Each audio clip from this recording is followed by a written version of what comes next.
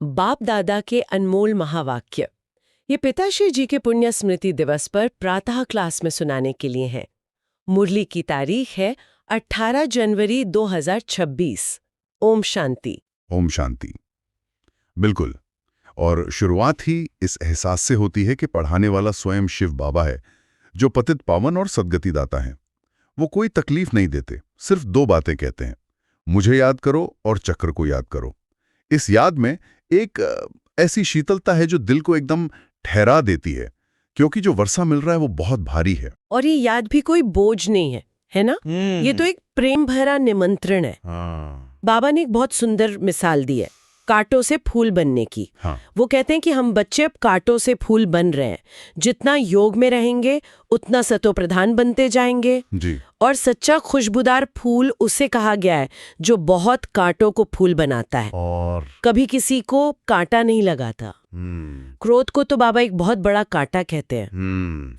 ये समझना बहुत रोचक है कि हम संगम युग पर ऐसे अलग कर दिए गए हैं जैसे माली फूलों को अलग बर्तन में रखता है, और जो कलयुगी कांटे हैं वो भस्म हो जाएंगे। और यही फूल बनने का पुरुषार्थ हमें विश्व का मालिक बनाता है। बाबा साफ कहते हैं पुरुषार्थ से ही विश्व का मालिक बना जाता है, सिर्फ कहने से नहीं। सही बात है। जो अनन्य बच्चे हैं उन्हें हमेशा ये याद रहेगा कि हम अपने लिए सूर्यवंशी चंद्रवंशी राजधानी स्थापन कर रहे हैं। और इसी से जुड़ी है सेवा की बात।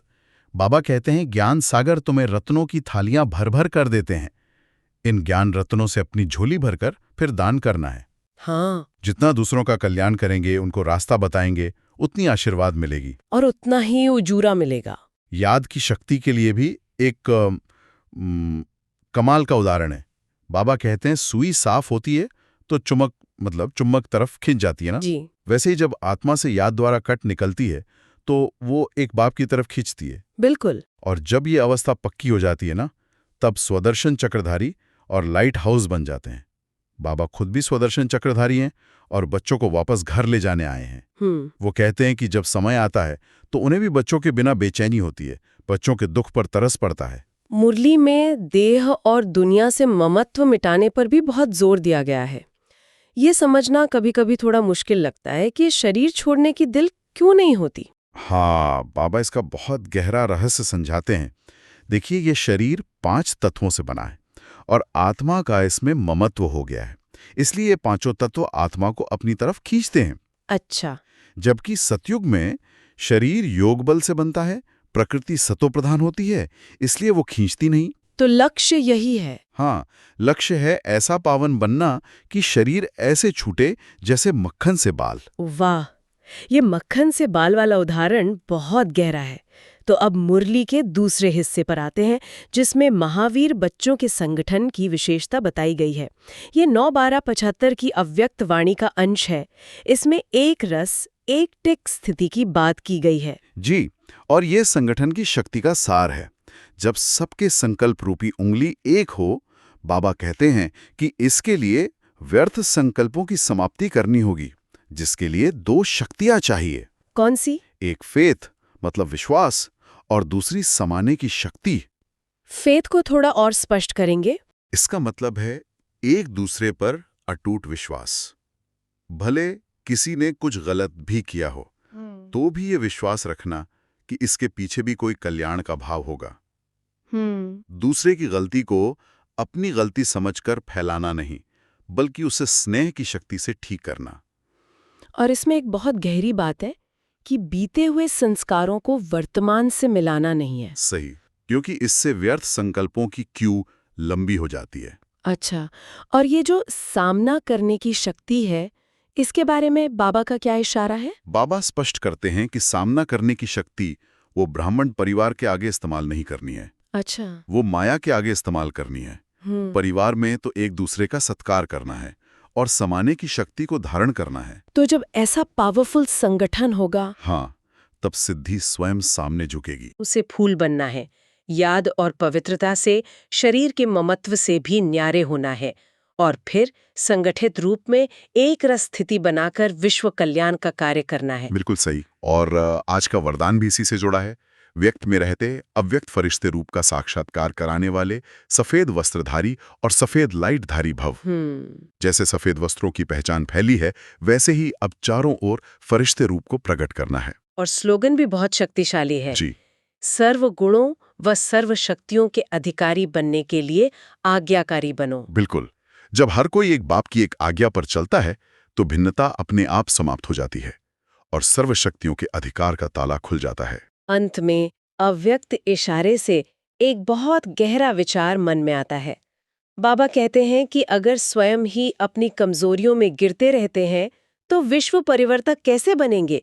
ये सोचने वाली बात है कि मैं मास्टर सर्वशक्तिमान हूँ, इस एक स्मृति को बढ़ाकर कैसे सहज ही सर्व पिंजरों से मुक्त उड़ता पंछी बना जा सकता है। तो आज हमारा लक्ष्य सिर्फ पॉइंट्स को दोहराना नहीं, बल्कि उनमें जो गहरे अर्थ छिपे हैं ना, उन ज्ञान रत्नों को निकालना है। बिल्कुल। और ये मुरली तो जैसे एक पूरी यात्रा है, व्यक्तिगत परिवर्तन से लेकर सामूहिक चेतना तक। इसमें बाबा हमें सिखा रहे हैं कि कैसे खुद को बदलकर दुनिया को बदलने का आधार बने। और इस यात्रा की शुरुआत एक बहुत ही सुंदर और शक्तिशाली रूपक से होती है, कांटों से फूल बनना। हाँ, ये एक लाइन में ही पूरी मुरली का सार लगता है। चलिए इसी विचार को पकड़कर आगे बढ़ते हैं। जी, मुरली की पहली ही लाइन है, मीठे बच्चे, ज्ञान रत्नों से झोली भरकर दान भी करना है। लेकिन दान से पहले झोली भरने की बात है और बाबा कहते हैं कि ये झोली याद से भरती है। सही कहा। और यहाँ याद शब्द सुनने में बहुत सरल लगता है ना? हाँ, लेकिन मुरली में बाबा इसे सिर्फ एक मानसिक क्रिया नहीं, बल्कि एक ट्रांसफॉर्मेटिव फोर्स, एक परिवर्तनकारी शक्ति बता रहे हैं। अच्छा, जो सुई और चुंबक का उदाहरण दिया गया है, वो कितना कितना सटीक है। बाबा कहते हैं जैसे साफ सुई चुंबक की तरफ खींचती है, जंग लगी हुई नहीं। हाँ, जंग लगी हुई नहीं, वैसे ही आत्मा जब याद की अग्नि में पवित्र होती है तब वो बाप की तरफ आकर्षित होती है। तो ये सिर्फ आकर्षण नहीं है, ये एक शुद्धिकरण की गहरी प्रक्रिया है। मतलब ये याद एक तरह का आध्यात्मिक रस्ट रिमूवर है जो आत्मा पर जन जन्मांतर की कट या जंग उतारती है। बिल्कुल। और मुरली में सबसे बड़े कांटे के रूप में क्रोध का जिक्र है। फूल बनने का मतलब है संपूर्ण अहिंसक बनना, मनसा वाचा कर्मणा, किसी को दुख न देना। ये तो बहुत ऊंची अवस्था है। और इसी ऊंची अवस्था के लिए ये संगम युग मिला है। मुरली में इसकी तुलना एक नर्सरी से की गई है।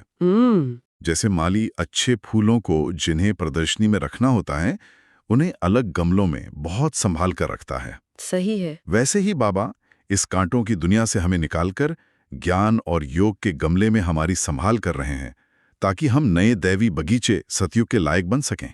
क्या बात है। ये पूरी प्रक्रिया ही हमें कांटों के जंगल से निकालकर फूलों के बगीचे में ले जाने की है। जी, इसी व्यक्तिगत परिवर्तन में एक और बहुत दिलचस्प बात है, शरीर से ममत्व निकालना। बाबा कहते हैं कि ये 5 तत्वों का शरीर हमें अपनी ओर खींचता है, लेकिन योग बल से आत्मा इतनी शक्तिशाली हो जाती है कि शरीर छोड़ते समय उसे मक्खन से बाल निकालने जैसा अनुभव होता है। लेकिन यहाँ एक व्यवहारिक सवाल उठता है। हम इसी शरीर में रहते हैं, दुनिया में काम करते हैं, तो इस वैराग्य और जिम्मेदारी के बीच संतुलन कैसे बनाया जाए? क्या मुरली इस पर कोई इशारा देती है? बहुत अच्छा सवाल है ये।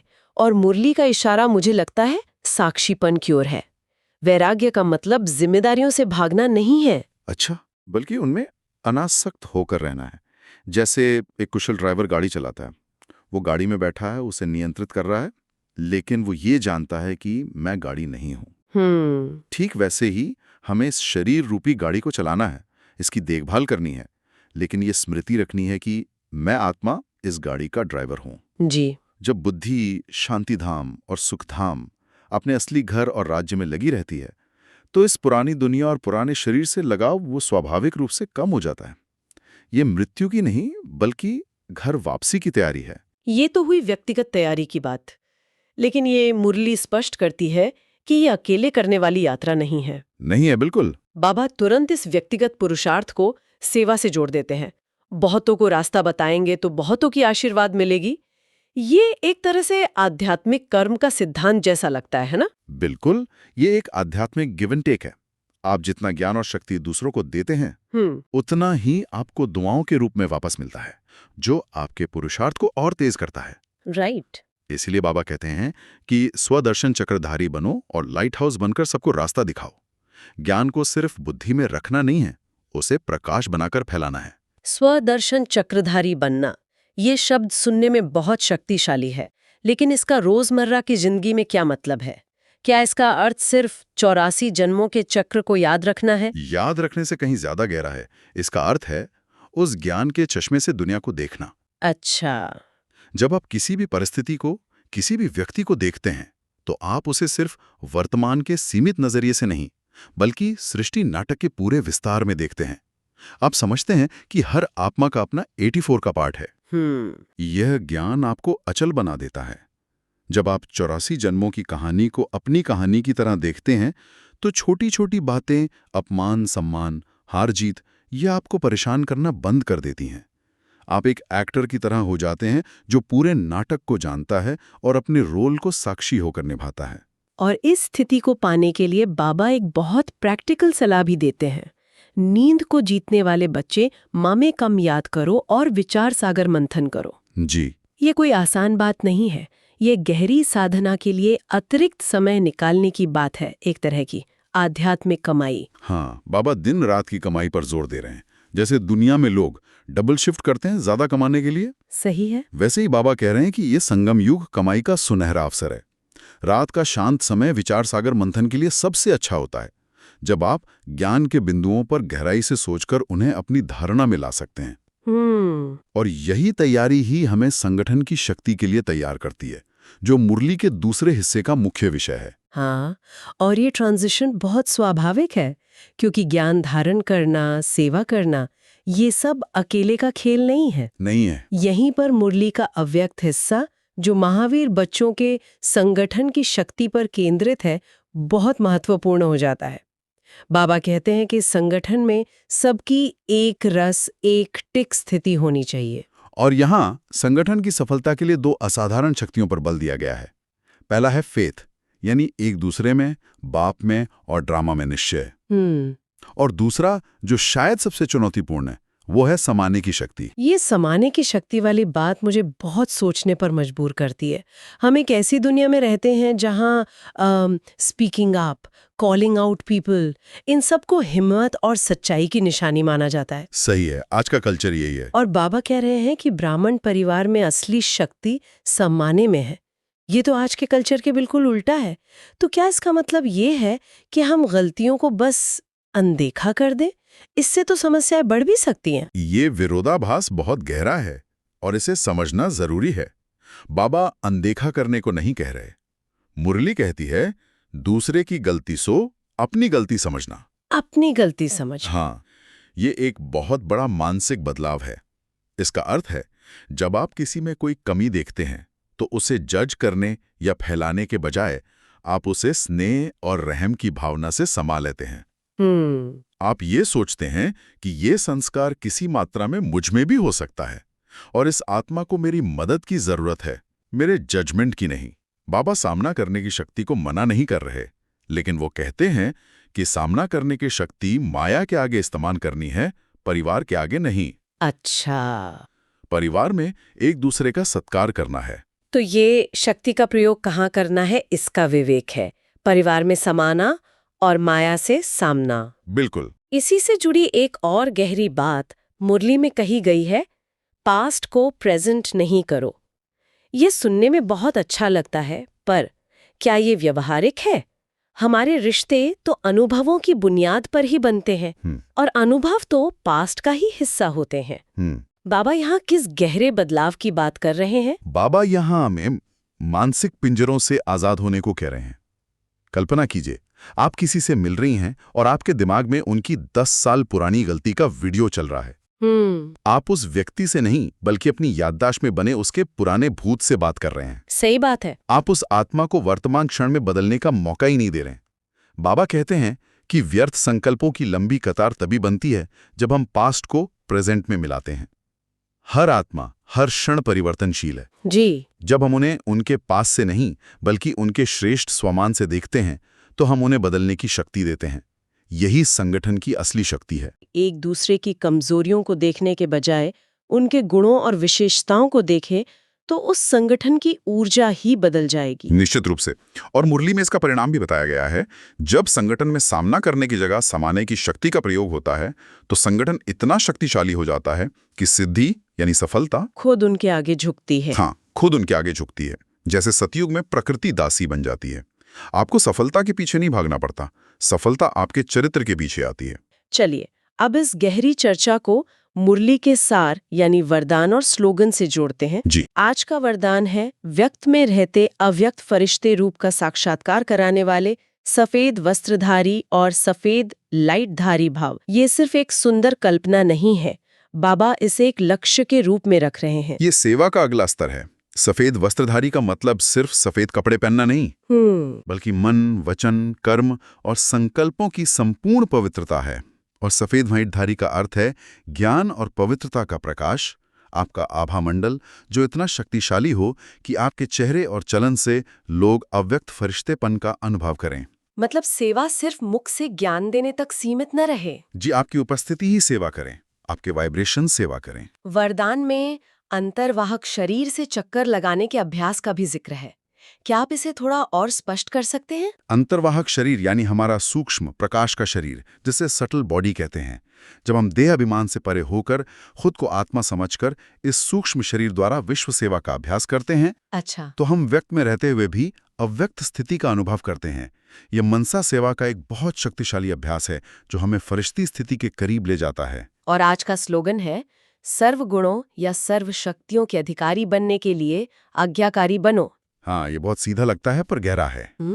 यहाँ आज्ञाकारी का अर्थ अंधानुकरण नहीं, बल्कि श्रीमत पर समझ सहित दिल से चलना है। यह एक बहुत सरल सूत्र है। जब हम अपनी मत छोड़कर एक परमात्मा के श्रेष्ठ मत पर चलते हैं तो हम उनके सर्व शक्तियों के खजाने के वारिस बन जाते हैं। अधिकार मांगने से नहीं मिलता, नहीं, श्रीमत पर चलने से यानी आज्ञाकारी बनने से स्वतः प्राप्त होता है। अंत में एक अव्यक्त इशारा भी है बंधन मुक्त बनकर जीवन मुक्त स्थिति का अनुभव करने का। बाबा कहते हैं कि जो अपनी कमजोरियों के पिंजरे में ही गिरते पड़ते रहते हैं वे विश्व परिवर्तक कैसे बनेंगे। बिल्कुल, यह इशारा पूरी मुरली के सार को व्यक्तिगत पुरुषार्थ से जोड़ता है। मास्टर सर्वशक्तिमान हूं, इस स्मृति को बढ़ाने के लिए कहा गया है ताकि हम कमजोरियों के सभी पिंजरों से मुक्त होकर उड़ता पंछी बन सकें। जब तक हम खुद बंधे हुए हैं हम दूसरों को बंधन मुक्त नहीं कर सकते। और एक दूसरे में विश्वास और स्नेह पर आधारित एक शक्तिशाली संगठन, ये तीनों मिलकर ही विश्व परिवर्तन का आधार बनेंगे। जी, यह एक पूरी यात्रा है कांटे से फूल बनने की, फिर उस फूल की खुशबू से पूरे बगीचे को महकाने की। इस मुरली में एक बात सोचने के लिए मजबूर करती है। इसमें संगठन के अंदर एक दूसरे पर विश्वास करने और एक दूसरे की गलतियों को संभालने पर बहुत जोर दिया गया है। ये एक महत्वपूर्ण सवाल उठाता है। एक ऐसी दुनिया में जो अक्सर संदेह, आलोचना और टकराव पर चलती है, अपने समूह के भीतर इस आंतरिक और सामूहिक विश्वास को विकसित करना व्यक्ति को बाहरी दुनिया की नकारात्मकता को बदलने के लिए कैसे तैयार करता है। शायद असली शक्ति बाहर लड़ने में नहीं, बल्कि भीतर एक ऐसा मजबूत किला बनाने में है जिसे बाहर की कोई भी नकारात्मकता भेद न सके। ओम शांति। ओम शांति।